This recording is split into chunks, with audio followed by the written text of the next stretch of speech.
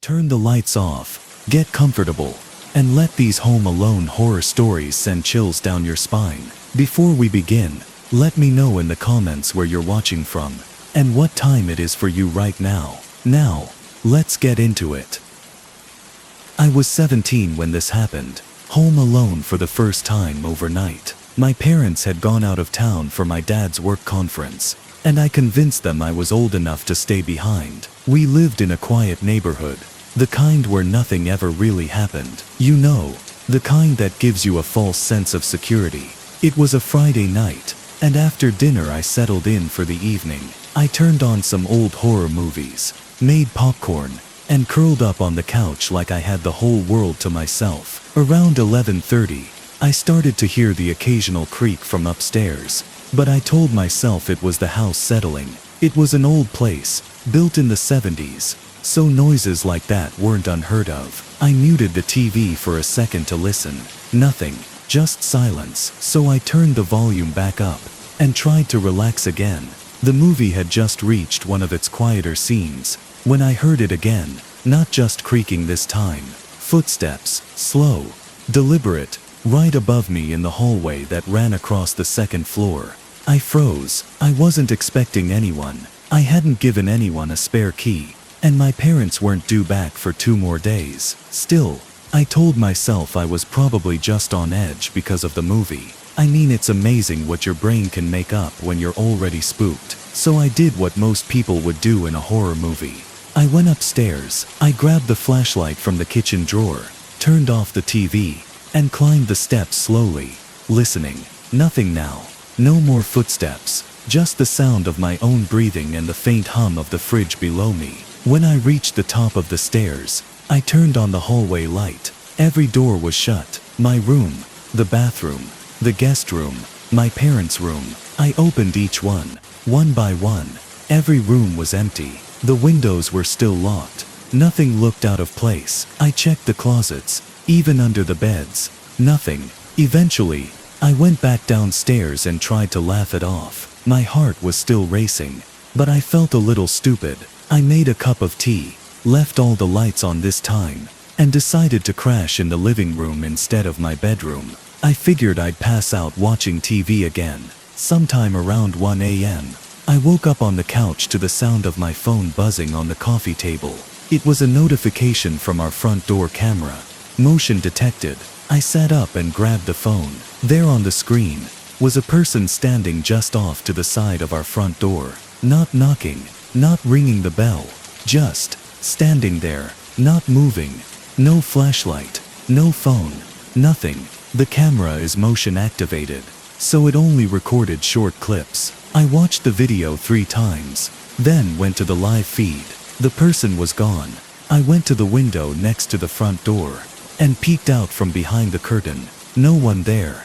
But then, I heard something from the side of the house, a faint thump against the wall. I ran to the kitchen and turned off all the lights so I wouldn't be seen through the windows.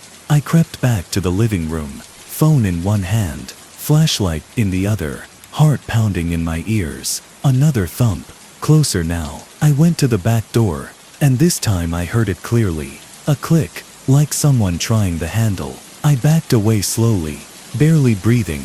Then I ran upstairs and locked myself in the bathroom, dialing 911 with shaking hands. I explained everything. The operator kept me calm, stayed on the line with me, said officers were already on the way. I waited in that locked bathroom for what felt like a lifetime, every little sound outside making me flinch. When the police arrived, I turned on the porch light from the upstairs switch, and they knocked loudly, announcing themselves. I let them in, told them everything, and they did a full sweep of the house and yard. That's when they found the side gate wide open, and fresh footprints in the dirt, leading from the side of the house, across the lawn, back toward the woods behind the neighborhood.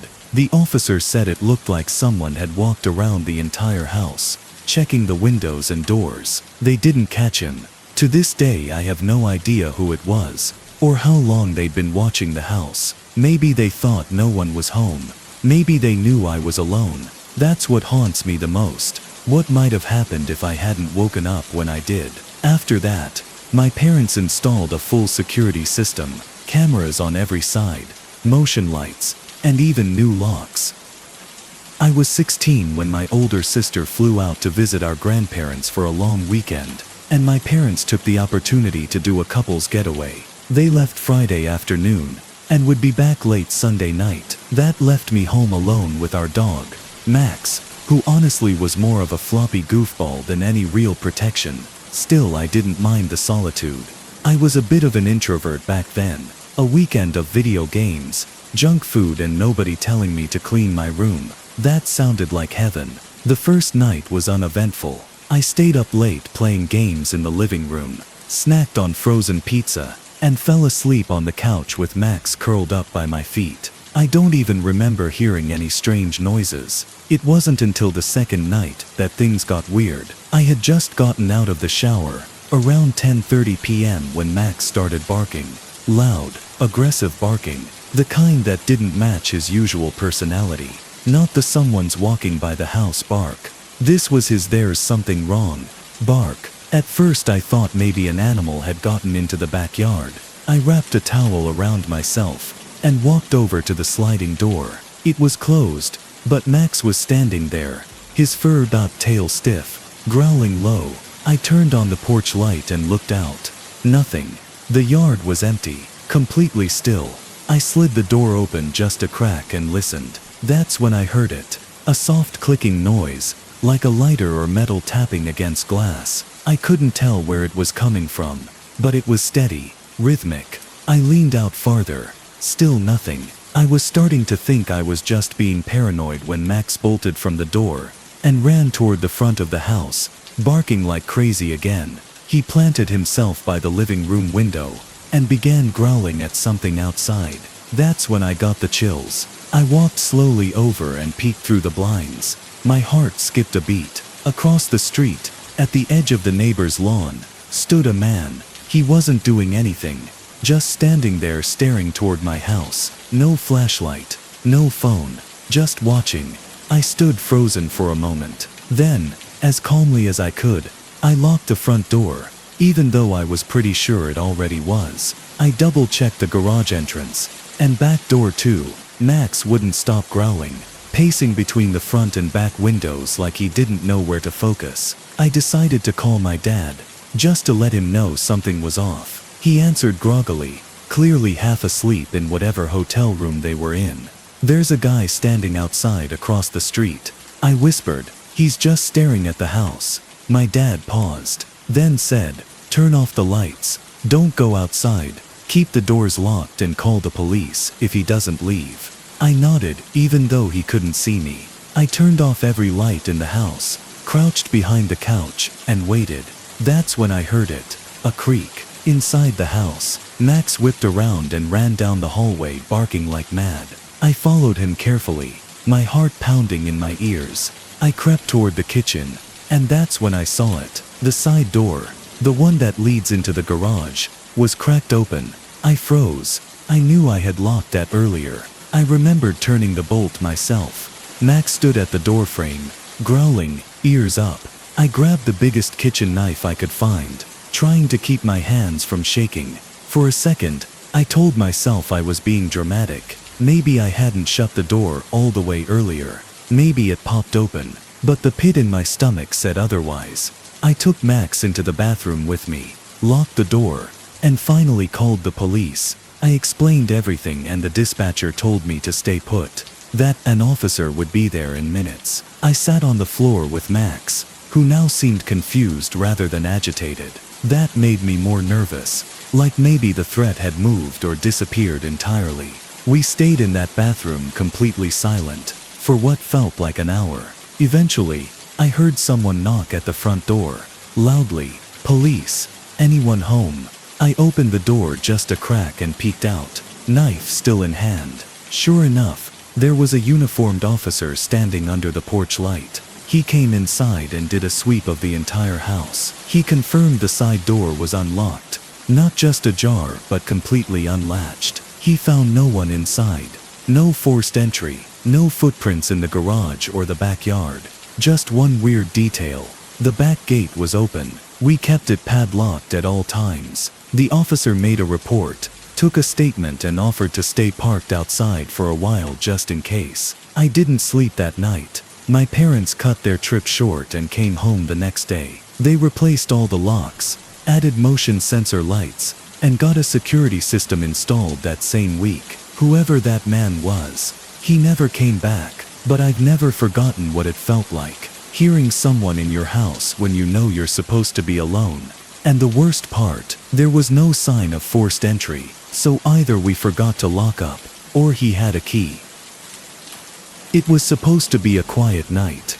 My roommate Jordan had gone out of town for a weekend family event, and I had the place to myself. We live in a 2-story townhouse just outside of Denver. Not the sketchiest neighborhood, but not exactly the kind of place where people leave their doors unlocked, either. It was a Friday, and I was off work. I ordered Thai food, queued up a few episodes of a show I'd been binging, and changed into a hoodie and sweatpants. Nothing about the night felt unusual. Just one of those relaxing evenings you don't think twice about, until later. It started with a knock at the door. Not the loud, impatient kind, just a couple of soft taps. I paused my show and looked at my phone. It was a little after 9:30, too late for packages, and I hadn't ordered anything else. I stood up and walked toward the door, peeking through the peephole. No one.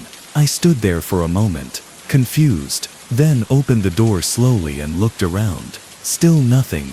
I stepped onto the porch and scanned the street. Not a single person in sight. A couple porch lights were on across the way, but everything felt still. I brushed it off, closed the door, and locked it. Maybe it was a delivery person at the wrong house. I went back to the couch, grabbed my food, and unpaused the show. Not 10 minutes later, I heard it again. This time it wasn't a knock. It was the back door rattling, like someone had tried the handle. I froze. Our back door leads into a small fenced yard. There's a gate, but it doesn't lock unless you use the chain on the inside. And I was pretty sure we hadn't. I muted the TV and sat perfectly still. Then, slowly, I walked into the kitchen, which is just off from the back entrance. I flipped on the light. Nothing. I checked the back door. Locked. But the porch light was off, so I turned it on and looked outside through the blinds. The gate was wide open. I could feel my pulse in my ears. I didn't go outside. I just stood there staring through the slats, trying to see if anyone was still there. I didn't want to call 911, unless I was sure. I even thought about texting Jordan to ask if we'd left the gate open earlier, but he was probably mid-dinner with his family, and it just didn't feel like enough to panic over. So I locked the deadbolt and double-checked all the windows on the main floor, even pulling the blinds fully closed. I went upstairs after that and grabbed a kitchen knife, which probably sounds stupid, but it made me feel better. I sat back down on the couch, this time with the volume on low, and the remote clutched in my hand like a panic button. Nothing happened for maybe half an hour. I was just starting to feel silly for freaking out when the doorbell rang. 3 short chimes. I nearly dropped the remote. The doorbell barely ever rang, even when we got food delivered. I stood up again, and this time turned off the TV completely. I moved to the front door, took a breath, and looked through the peephole. There was a man standing there, late 30s maybe, wearing a dark hoodie, sleeves pushed up to his elbows. But the thing that stood out most was how close he was standing, practically right up against the door. Too close. He didn't look up. He just stood there, facing the door, waiting. I backed away slowly. My heart was racing. I went into the kitchen and grabbed my phone off the counter, opening the camera app. When I peeked back through the peephole a second time, he was gone. I opened the camera and checked the porch cam feed. It had caught him standing there, just barely in the frame, and then disappearing off to the right, out of view. That was enough. I called the police and told them someone had been snooping around my property. They said an officer would swing by to patrol the area. I didn't feel safe staying on the first floor, so I locked everything and went upstairs to my bedroom, bolting the door behind me. I sat there for maybe 15 minutes in silence, checking the camera feed over and over. That's when I heard the creak, not from the back door, Not from the porch, from inside the house. My blood ran cold. I slowly crossed my bedroom and pressed my ear to the door. Footsteps on the stairs. I whispered into the phone to the 911 dispatcher, who was still on the line. She told me to stay on the call and hide somewhere safe. I climbed into my closet, quietly closing the door behind me. I didn't even breathe. My knife was still in my hand, but it felt useless. The footsteps came closer. I could hear them at the top of the stairs. Then the floorboards creaked again, right outside my room. I didn't move. Then something even worse than noise. Silence. Whoever was out there had stopped moving. I held my breath until I was dizzy. Finally, the dispatcher whispered, "The officer's outside now. They're knocking on the door." I stayed in the closet until I heard someone call out loudly, "Police, if anyone's in the house, make yourself known." I pushed the closet door open slowly and peeked out. No one. I unlocked my door and walked downstairs slowly, still clutching the knife. The front door was open, and an officer stood there, flashlight in hand. They swept the house from top to bottom. No one was found, but the back door, wide open, and a muddy boot print on the carpet, just inside the threshold. They think whoever it was slipped out the moment they heard the sirens, probably through the back. The fence was too low to stop anyone determined. They never caught him, never figured out who he was. But what haunts me is this: the gate, the knocks, the doorbell. He was testing, seeing how I reacted, how long it would take for someone to show up. If I was really alone, he knew I was home, and he almost made it to me. I work in property management, mostly overseeing short-term rentals, and part of the job sometimes involves checking on vacant homes between guests. It's not the most glamorous thing in the world. Lots of dust, broken appliances, the occasional weird smell, but it pays decently, and the hours are flexible. That's what I liked about it, until this one night changed everything. It was mid-fall, already dark by the time I finished up my last appointment of the day. My manager texted asking if I could check in on a lake house just outside of town.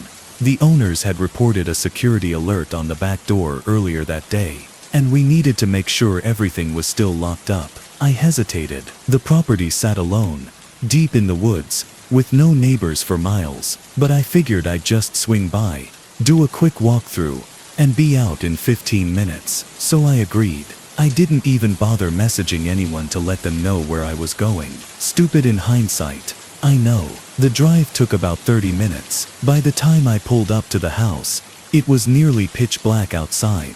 I had to park at the end of the gravel driveway, because branches had fallen across the last stretch. The house looked fine from the outside.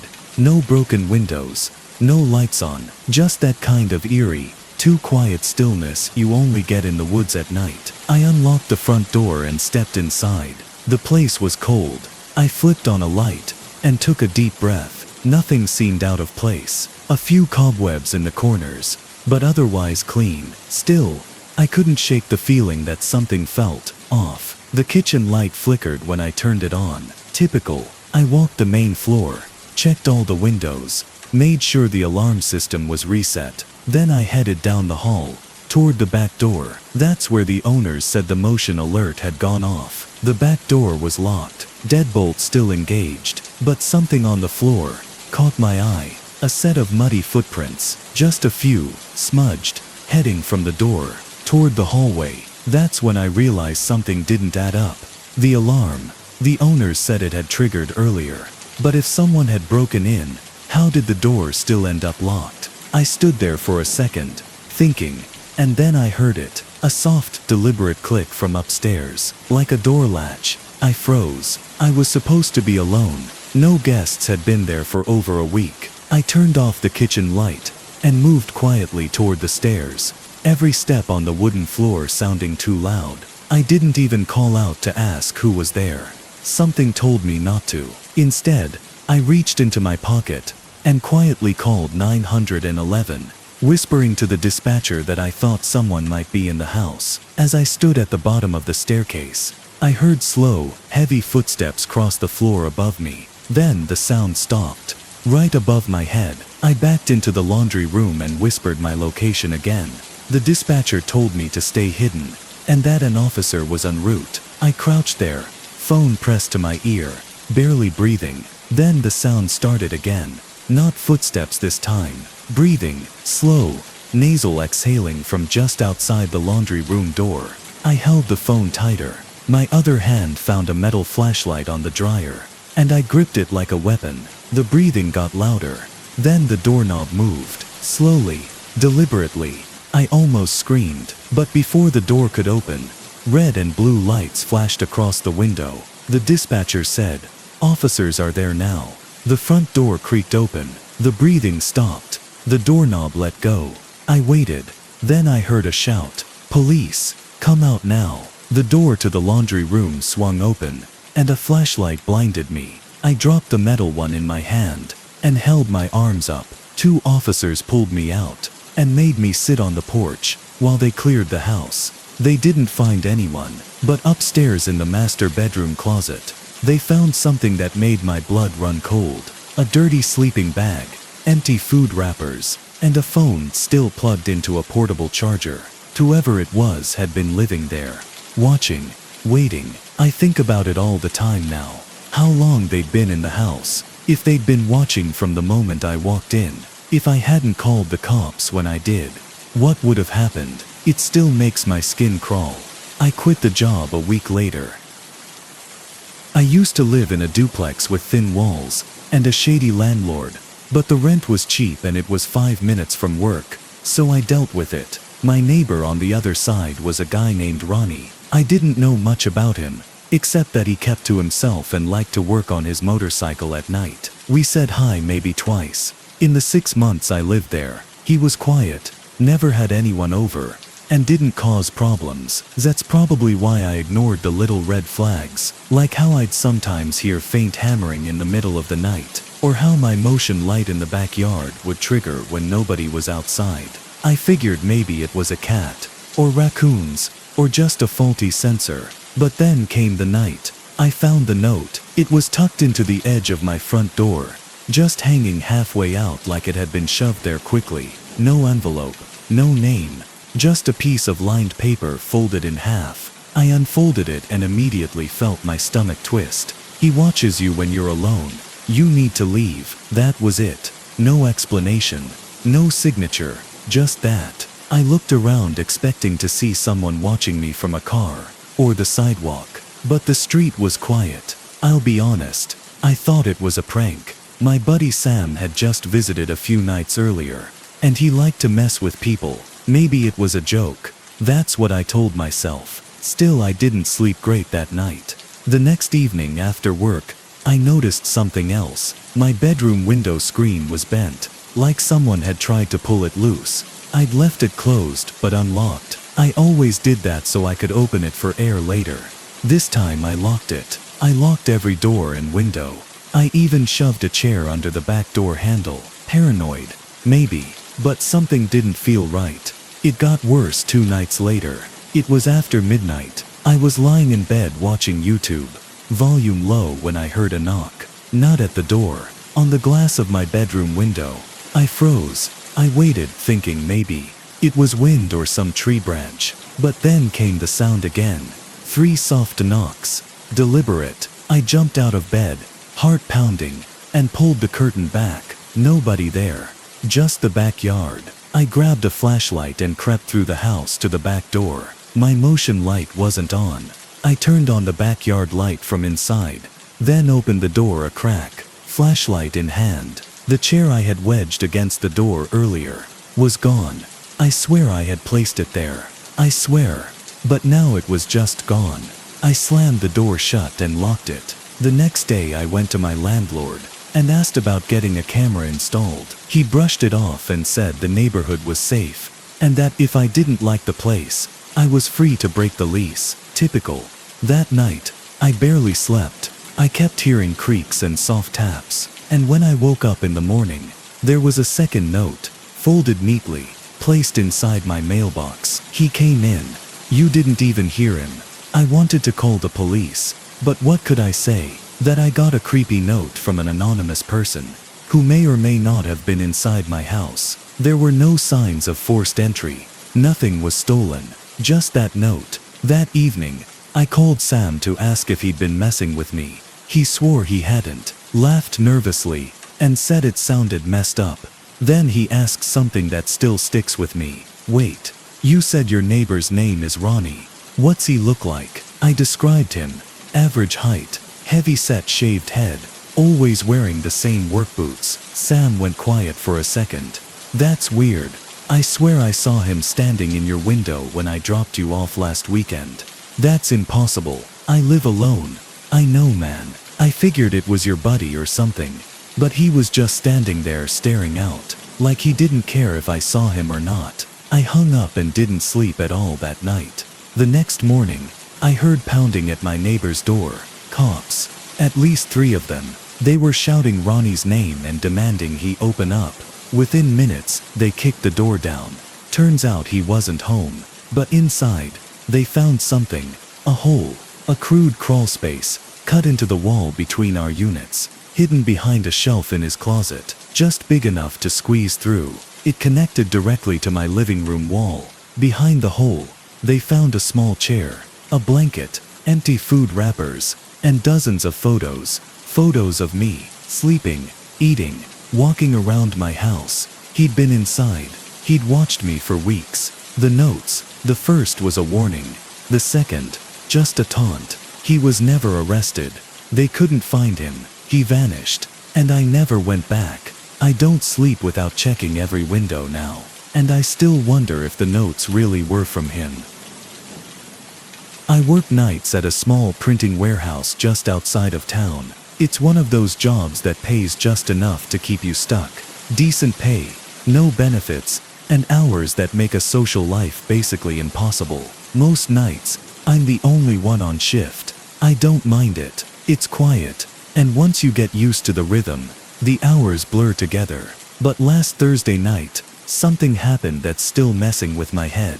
It started like any other night. I clocked in at 10 p.m., grabbed my coffee from the break room, and walked the floor. I checked the presses, make sure all the jobs queued from the day shift are lined up, and then I let the machines hum while I babysit the process. Around 1 a.m., I took a smoke break out back. The alley behind the building is fenced, but it faces an overgrown lot and a stretch of woods that starts maybe 100 feet out. It's dark out there, like pitch black. No lights, no houses for at least a half-mile in any direction. I was finishing my cigarette when I saw something move along the tree line. At first, I figured it was a deer, or maybe a raccoon. I looked closer and saw a figure, human.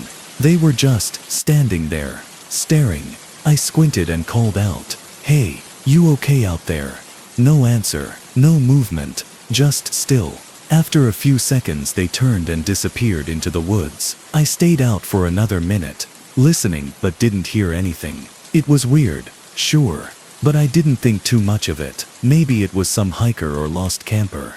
I went back inside. A couple of hours later, around 3:15, the power flickered. Everything shut off for a split second. The presses, the lights, the security monitors, the backup generators kicked in fast enough that it didn't cause a huge mess, but it was enough to make me walk over to the fuse box and check. Right before I got there, I heard something fall in the break room. It was a crash like a chair or a shelf tipping over. I grabbed the flashlight from my locker and slowly pushed the door open. The light flicked across the room. Nothing was tipped, nothing broken, everything in its place. I stood there for a while listening. Then I heard it again, but it wasn't in the break room. It came from the front office, a slow dragging sound, like someone moving something heavy across the floor. I turned off the flashlight to listen more clearly. The sound stopped. I turned it back on and took a few steps toward the hallway. Just as I did, a voice, low, hoarse, came from somewhere ahead of me. "Come here." I froze. I know this building. I know the sounds it makes. That voice, it wasn't some echo or weird audio glitch. It was close, human. I turned and ran straight to the security room. I slammed the door shut and locked it behind me. The monitors had restarted by then. I pulled up the camera feeds and scanned every hallway, every entrance, every corner of the floor, nothing. But when I looked at the outdoor camera, I saw someone standing just outside the back door. Same figure from before, this time closer. Whoever it was wearing dark clothing, standing completely still. I zoomed in. There was something off about them. Their posture, the way they leaned slightly, like they were pressing against the door, but not trying to open it. I watched for a few minutes. Then the screen glitched. When it came back, they were gone. I waited until sunrise. I didn't move from that room until my relief shift showed up. I played it cool. Didn't mention what I saw. Just said I'd had a power issue and didn't want to leave the systems unattended.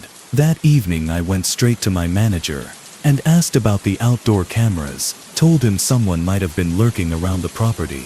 He pulled the footage, but it was gone. Everything from 12 a.m. to 5 a.m. had been corrupted. No footage, no logs. He brushed it off. Probably some kind of electrical surge during the outage, he said. But I know what I saw. I've worked that place long enough to know when something doesn't belong. And that night, something didn't. Ever since, I've been taking my breaks inside. I keep a crowbar next to my locker now. And every so often when the machines go quiet, and I'm alone in that building, I swear I hear that same voice, whispering just behind the hum of the press. Come here.